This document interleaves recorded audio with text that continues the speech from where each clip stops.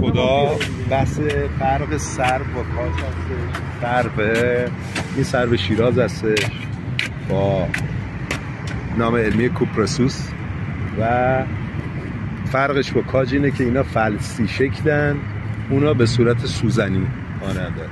پایناسه خانواده کلشون پایناسه هستش، اینا به صورت فلس هستش که کوپرسوس میشن و اون خانواده پایناسه سوزنی بعد و اینا ریشه هاشون خیلی هست. مالوی در نیاد خیلی توی احتمال گرفتنش کم میشه. خیلی متشکرم. آره که این خورده بره پایین تر.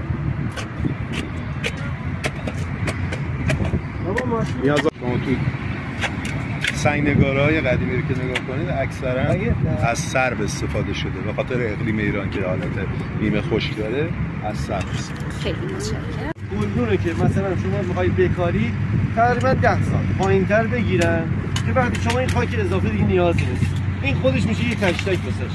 یعنی آب میره قشنگ اینجا میمونه، آب خوره گیاه تو همین هر درختی باشه یه آب خور واسش تشتک درست میشه، دیگه نیازی نیستش که بعداً بخواد سایر اذیت بشه.